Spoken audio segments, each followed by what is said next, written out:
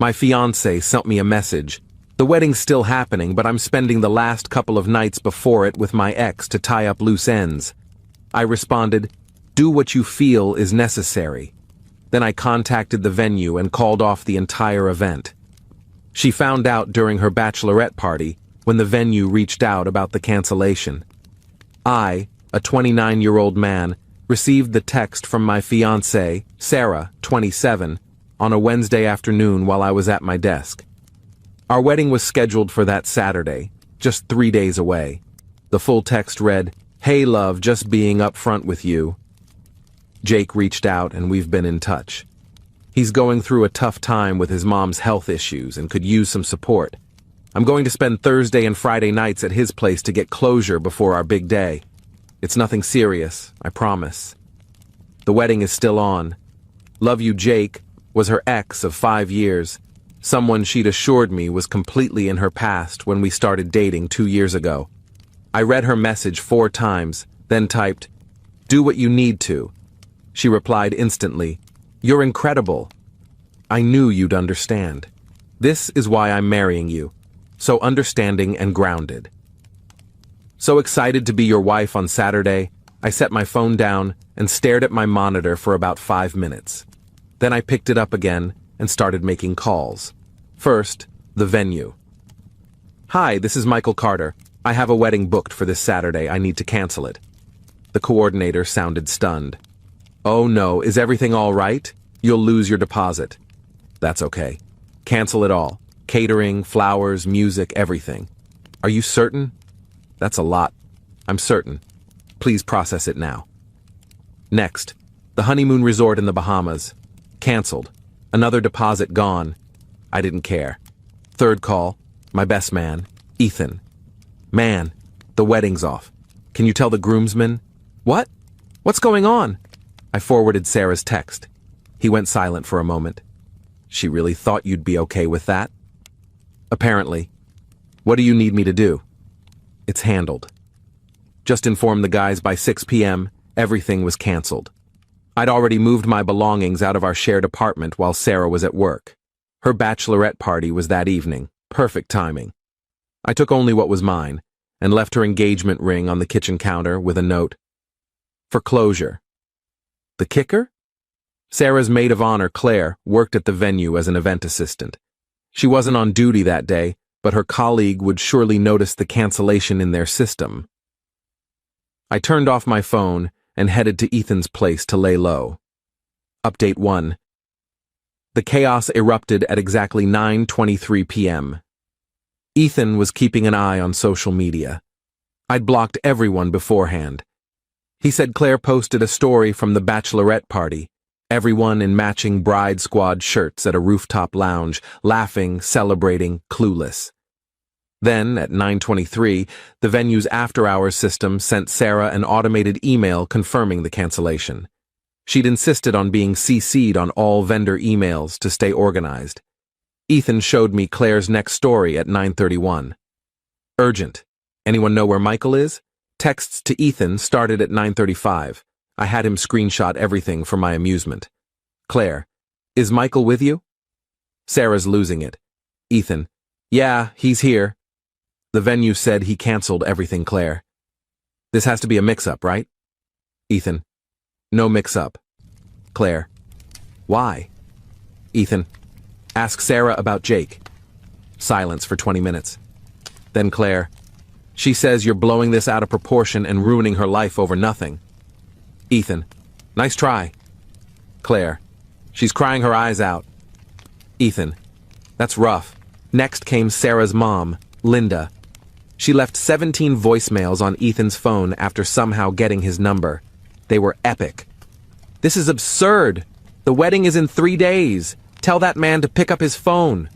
We have relatives flying in from everywhere. He's acting like a child. Sarah did nothing wrong. We'll sue him for the deposits. Good luck, Linda. Everything was in my name.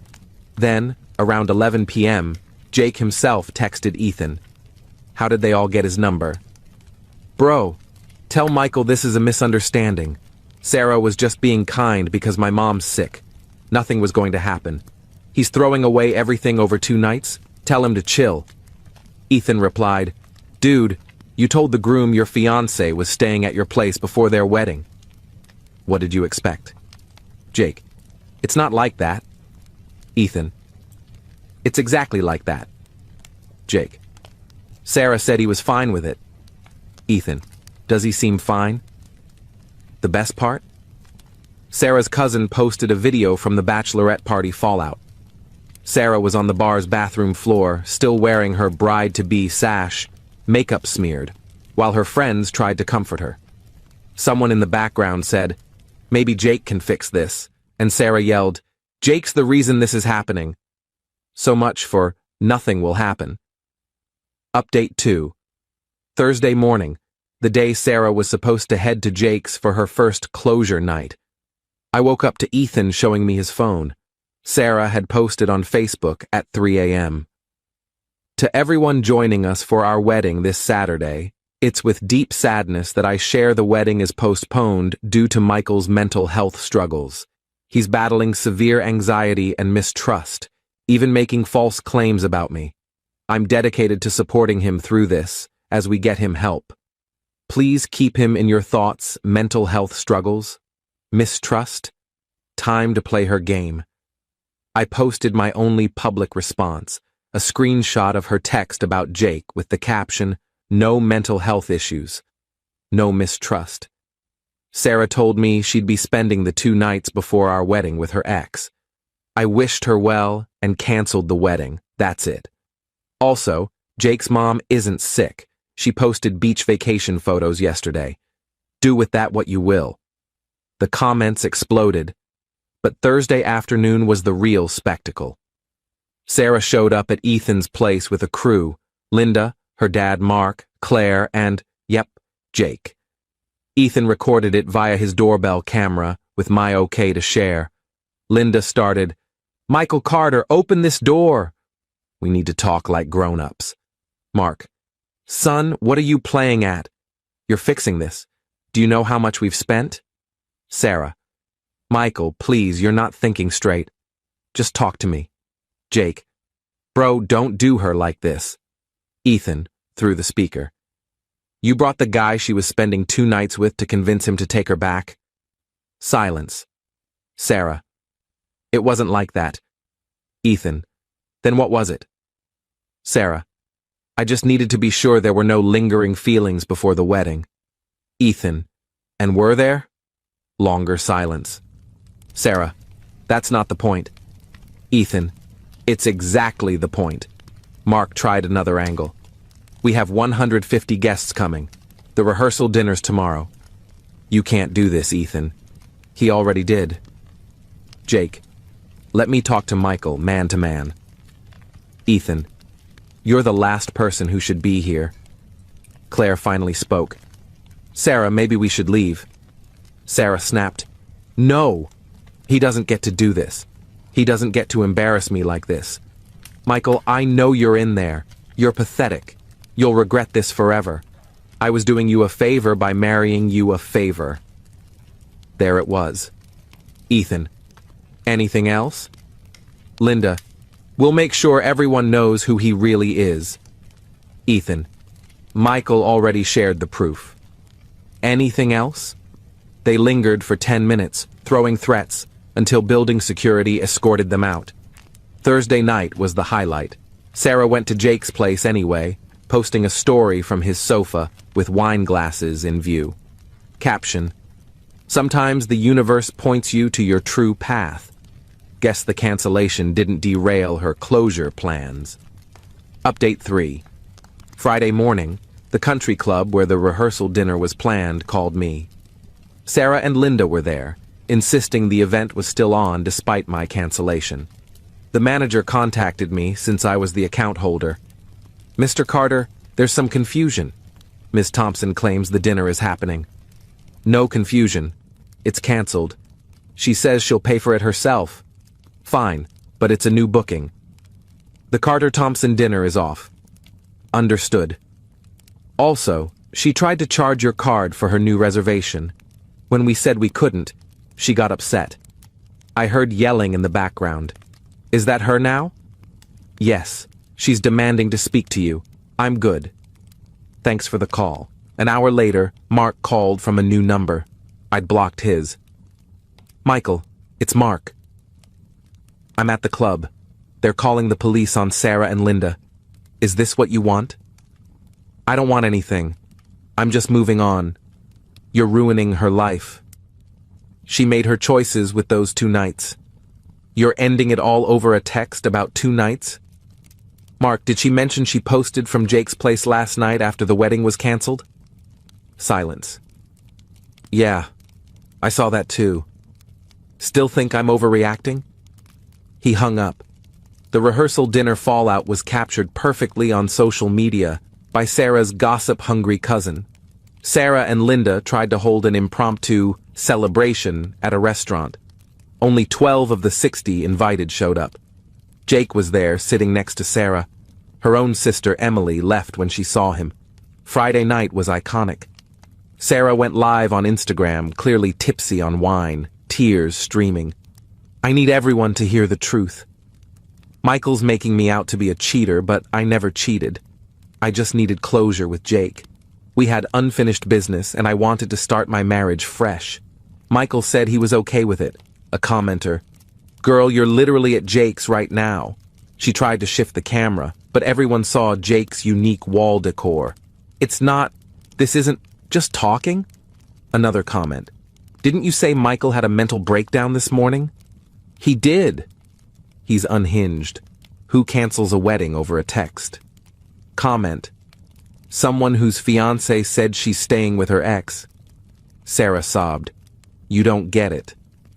Jake and I have a history. Michael never understood it. Someone recorded the whole thing. It ended with Jake grabbing her phone, saying, Babe, you're making it worse. Babe. Update 4. I woke up at a mountain retreat. Yep, I took a solo trip instead. Calm, scenic, no chaos. Ethan kept me in the loop, though. The venue was a mess. Despite the cancellation, about 30 guests showed up because Sarah and Linda told everyone it was just delayed and to come for a love celebration. The venue was hosting a corporate seminar, so Sarah's relatives in formal attire wandered among tech employees doing team exercises. Linda tried to bully the venue into giving them space. The manager called the police. Again. Emily, Sarah's sister who ditched the rehearsal dinner, texted Ethan, This is madness. Mom and Sarah are saying Michael had a breakdown. Meanwhile, Sarah's been at Jake's since Wednesday. Dad learned Jake's been divorced twice and owns nothing. No house, no car. Sarah's acting like he's her soulmate. I'm mortified. The twist, Jake's sick mom, the excuse for all this, showed up at the venue thinking Jake was getting married. He'd told her that. When she learned he'd broken an engagement and lied about her illness, she exploded in front of everyone. You used my name to mess with an engaged woman? I raised you better. Sarah tried to defend him. It's not his fault. Michael overreacted, Jake's mom. You're engaged to someone else and staying at my son's place? You're both awful, perfect timing. Saturday night, Sarah made a final desperate move. She went to our old apartment. She still had her key since I wasn't on the lease, just paying half the rent. She sent me a photo of herself in her wedding dress, standing in our former bedroom. This could have been our night. I'm here if you want to talk. I replied, check your email. I'd notified the landlord I'd moved out and wouldn't pay next month's rent. She couldn't afford it alone. You can't do this. Already did. Best of luck. Where am I supposed to live? Jake's place seems cozy. She sent 43 voice messages. I didn't listen to a single one. Final update. The aftermath was wild. Sarah and Jake are officially a couple. They moved in together after she got evicted. She couldn't cover rent. They're in his tiny apartment in his mom's basement. Yep. Linda and Mark are divorcing. Mark was livid when he learned Jake wasn't the successful guy Sarah portrayed. He also found out Linda encouraged the closure because she thought Jake had a big settlement. When Mark confronted her, Linda admitted she never liked me because I wasn't driven enough. I'm a software engineer earning 6 figures, but sure. Mark emailed me. Michael, I'm sorry. I failed as a parent. You dodged a disaster. I wish I had your strength to walk away. Jake's mom contacted me. I'm sorry. My son's a letdown. You seem like a decent guy. We're cutting him off until he matures. The best part? Sarah tried to book our old venue for a wedding with Jake. They refused. She tried 3 other local venues. They all have a blacklist for difficult clients, and Linda's 2 police incidents landed them on it. Sarah's cousin, the social media chronicler, told Ethan that Sarah's upset because Jake won't propose. He says, "We don't need a ring. Our love is bigger than that." At Thanksgiving, Sarah freaked out when Jake said he's done with marriage after 2 divorces. Emily said Sarah yelled, "You wrecked my life for nothing." Jake, "I thought you loved me for me, not a ceremony." They're still together, but miserable, per reports. Sarah keeps up a perfect image online, but people have spotted Jake on dating apps. She acts oblivious. Me? I'm thriving. Got a promotion at work. Turns out no wedding drama boosted my focus. I started dating Mia from my hiking club. She finds this saga hilarious and says she'd have done the same. We're moving slow, no rush, no exes needing closure. Ran into Claire at a cafe last week. She apologized for her role. Said Sarah had been texting Jake for months before that Wednesday, planning their closure nights. She even bought special outfits for it.